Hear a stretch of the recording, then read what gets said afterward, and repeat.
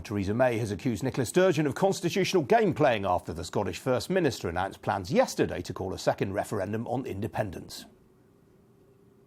Mr. Speaker, the new relationship with the EU that we negotiate will work for the whole of the United Kingdom.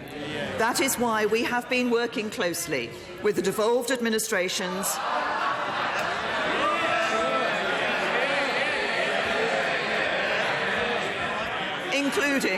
including the Scottish Government, listening to their proposals and recognising the many areas of common ground that we have, such as protecting workers' rights and our security from crime and terrorism. So, Mr. Speaker, this is not a moment to play politics or create uncertainty. Well, the Prime Minister may have insisted it wasn't a time to play politics, but Nicola Sturgeon tweeted to point out that the SNP vote in Scotland was far higher than the Conservative vote in the general election. And then she followed it up with this. In addition, I was elected as First Minister on a clear manifesto commitment, re Scotref. The Prime Minister is not yet elected by anyone. Well, Iain Anderson is co-founder of the communications agency Cicero, specialising in political risk and economic policy issues. So, Iain, presumably this Scottish business needed this like a hole in the head, all this extra uncertainty. Yeah, well, I mean, layer on layer of uncertainty, Iain. To some extent, though, I mean, what's been the reaction so far? I mean, markets have been quite becalmed by this. There's been no volatile reaction. Why? Because Nicola Sturgeon's been saying this really since November 2014. This is priced in. The thing that's directly in front of most businesses is Brexit, not Scotref, Good morning, everybody. IndieRef, or whatever you want to call it.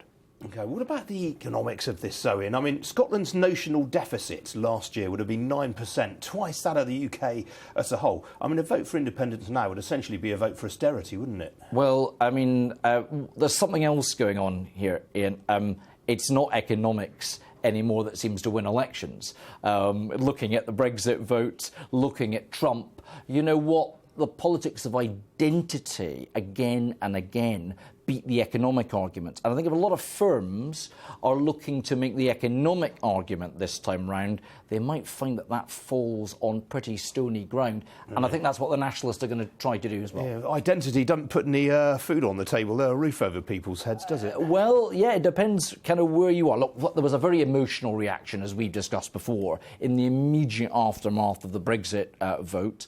Actually, 400,000 voters have swapped sides in terms of supporting independence or not. They've almost cancelled each other out. There's a lot going on underneath the headlines.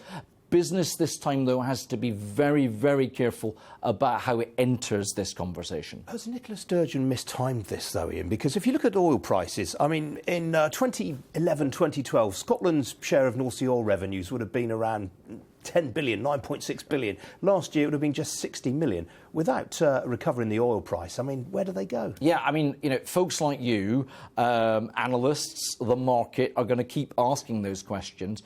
The SNP, I would say, is not going to get into that debate at all. I think what business really, really has to watch out for is a completely different zeitgeist that's going on in modern Scotland. Viewed from here in London, I don't think people decode that properly. They're not going to get into the same kind of debate that was played out. It's going to be a very different kind of conversation to the conversation that took place in 2014. All right, well, you're a Scot. You've built a successful business down here in London. If the UK leaves the EU, as we assume it will do, and independent Scotland is the only way of getting back into the single market, would you be tempted to go north of the border again? Well, I might have an option of a Scottish passport. I probably would, given what the Nationalists have said so far. Look, I mean, like every business, we will look at the circumstances as they fall. There's a long way to go. The polls, 50-50 at the moment.